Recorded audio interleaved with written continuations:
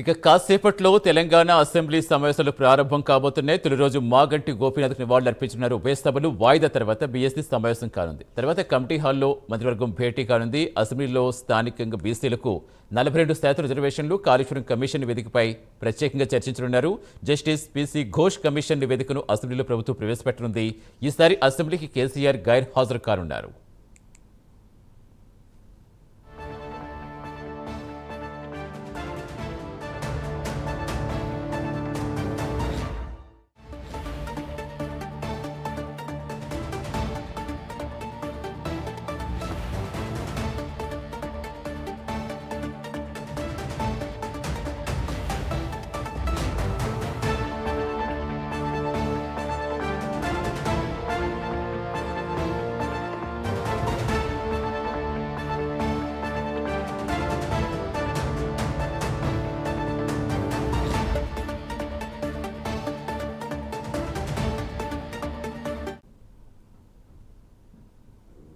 కాసేపట్లో తెలంగాణ అసెంబ్లీ సమావేశాలు ప్రారంభం కానున్నాయి. ఈసారి అసెంబ్లీ సమావేశాలు వాడివేడిగా కొనసాగే అవకాశమే కనిపిస్తోంది. పూర్తి వివరించేందుకు మా కరెస్పాండెంట్ చందు లైవ్లో జరుగుతున్నారు.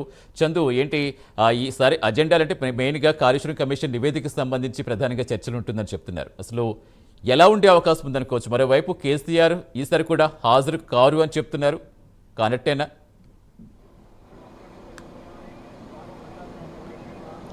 సతీష్, మరి కాసేపట్లోనే తెలంగాణ అసెంబ్లీ సమావేశాలు ప్రారంభం కాబోతున్నాయి. తొలి రోజు దివంగత ఎమ్మెల్యే మాగంటి గోపీనాథ్కు సంతాపం శాసనసభ తెలుపుతుంది. అదేవిధంగా కౌన్సిల్లో రత్నాకర్, అదేవిధంగా మాగం రంగారెడ్డి ఇద్దరు మాజీ ఎమ్మెల్సీలకు శాసన మండలి సంతాపం తెలుపుతుంది. అనంతరం సభ వాయిదా పడుతుంది. వాయిదా పడిన అనంతరం శాసనసభలో బీఎస్సీ సమావేశం ఉంటుంది. బీఎస్సీ సమావేశంలో సభను ఎన్ని రోజులు నిర్వహించాలి, ఏ అంశాలపై చర్చ పెట్టాలనే అనే అంశాలను కూడా ఆ బీఎస్సీలోనే డిసైడ్ చేస్తారు. ఆ తర్వాత ఈ అసెంబ్లీ సమావేశాల్లోనే డిప్యూటీ స్పీకర్ ఎన్నిక కూడా ఉండబోతుంది. ఇప్పటికే డోర్నకల్ ఎమ్మెల్యే రామచంద్ర నాయక్ను డిప్యూటీ స్పీకర్గా కూడా ఖరారు చేశారు. ఇక మరోవైపు ఈసారి అసెంబ్లీ సమావేశాలు అయితే వేడిగా జరగబోతున్నాయి. ఎందుకంటే కాళేశ్వరం కమిషన్ సంబంధించిన నివేదిక, పీసీ ఘోష్ నివేదిక ఇప్పటికే ప్రభుత్వానికి అందింది. గతంలోనే క్యాబినెట్లో కూడా దీనిపై చర్చించారు 60 పేజీల నివేదిక సారాంశాన్ని. అయితే ఈసారి పూర్తి స్థాయి అంటే 600 పేజీల నివేదికను కూడా అసెంబ్లీలో పెట్టాలని కూడా ప్రభుత్వం భావిస్తూ ఉంది. ముఖ్యంగా దీనిపైన పవర్ పాయింట్ ప్రజెంటేషన్ కూడా ఇవ్వాలని భావిస్తోంది. అందుకోసం ఇప్పటికే నీటిపారుదల శాఖ అధికారులు కూడా ఏర్పాట్లు అయితే చేస్తూ ఉన్నారు. మరోవైపు 42% రిజర్వేషన్లపైన కూడా ఈ యొక్క సమావేశాల్లో ఒక నిర్ణయం అయితే తీసుకునే అవకాశం కనిపిస్తూ ఉంది. ముఖ్యంగా చూసినట్టయితే కాళేశ్వరం ప్రాజెక్టుకు సంబంధించి ఏదైతే మేడిగడ్డ వద్ద ఆ ప్రాజెక్టు పియర్లు ఎక్కడైతే కూలిపోయో ఆ తర్వాత కాంగ్రెస్ ప్రభుత్వం వచ్చిన తర్వాత పీసీ ఘోష్ చైర్మన్గా ఒక కమిటీని వేసి ఒక విచారణ ఆదేశించింది. ఆ విచారణ 15 నెలల పాటు కొనసాగిన అనంతరం పూర్తిస్థాయి నివేదిక ఇచ్చింది. అయితే అసెంబ్లీ సాక్షిగా దీన్ని ఏదైతే పవర్ పాయింట్ ప్రజెంటేషన్ ఇచ్చిన తర్వాత సభలో చర్చించాలి, చర్చకు పెట్టేసి అన్ని పార్టీల అభిప్రాయాలు తీసుకోవాలి.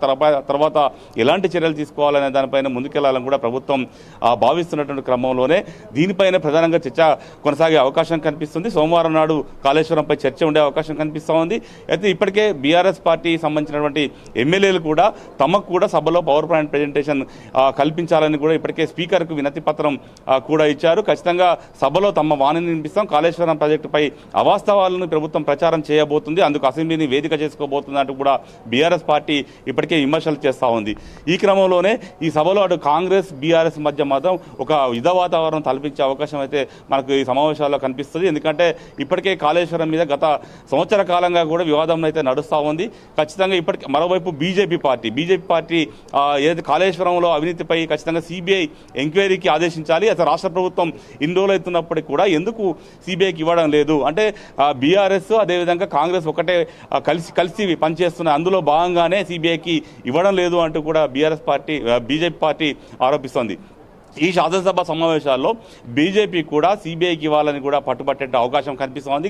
ఇక మరోవైపు 6 గ్యారెంటీల అమలుపై కూడా ప్రభుత్వాన్ని నిలదీయాలని కూడా బీజేపీ భావిస్తూ ఉంది. ఇలా మొత్తంగా చూసినట్టయితే ప్రభుత్వంపై ఒక ముప్పేట దాడి చేయాలని కూడా అటు బీజేపీ అదేవిధంగా బీఆర్ఎస్ పార్టీలు రెండు భావిస్తుంటే ఖచ్చితంగా ప్రతిపక్షాలను ధీటుగా ఏదైతే ఎదుర్కోవాలని కూడా అధికార పక్షం భావిస్తూ ఉంది. మొత్తంగా చూసినట్టు దీంతో పాటు 42% రిజర్వేషన్ సంబంధించి ఇప్పటికే గత శాసనసభలో తీర్మానం చేసి చేశారు, రాష్ట్రపతికి అది పంపించారు. రాష్ట్రపతి వద్ద ఆ బిల్ అది తీర్మానం కూడా పెండింగ్లో ఉంది. అదేవిధంగా పంచాయతీరాజ్ చట్ట సవరణ చేసి కూడా దానికి సంబంధించిన ఆర్డినెన్స్ను గవర్నర్ పంపించారు. కానీ గవర్నర్ వద్ద కూడా పెండింగ్లో ఉండడంతో 42% రిజర్వేషన్లకు సందిగ్ధంలో పడిన నేపథ్యంలో మరోసారి పంచాయతీరాజ్ చట్ట సవరణ బిల్లును అసెంబ్లీలో ప్రవేశపెట్టి ఒక జీవో ద్వారా రిజర్వేషన్లు కల్పించాలి అనేది ప్రభుత్వ ఆలోచనగా ఉంది.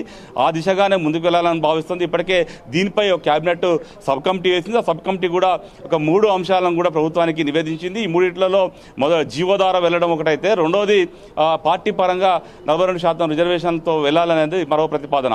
ఈ 2 ప్రతిపాదనలు ఒకదానికి మాత్రం ఫైనల్ చేసే అవకాశం కనిపిస్తుంది. లైన్ లో ఉండండి. ప్రస్తుతం గన్ పార్క్ వద్ద కోమటిరెడ్డి రాజగోపాల్ రెడ్డి మాట్లాడుతున్నారు. లైవ్ ద్వారా చూద్దాం గన్ పార్క్ నుంచి. ఈ మధ్య వరదల వల్ల కామారెడ్డి పరిసర ప్రాంతాల్లో ఎంతోమంది ఎఫెక్ట్ అయ్యారు. కాబట్టి నేను మా సహచర మిత్రులందరూ కూడా ఆ వరద బాధితులకు సహాయ కార్యక్రమంలో పాల్గొనడానికి పోతున్నాం. ఇది మొట్టమొదటి రోజు సమావేశం కాబట్టి ఇక్కడికి రావడం జరిగింది. అంతే.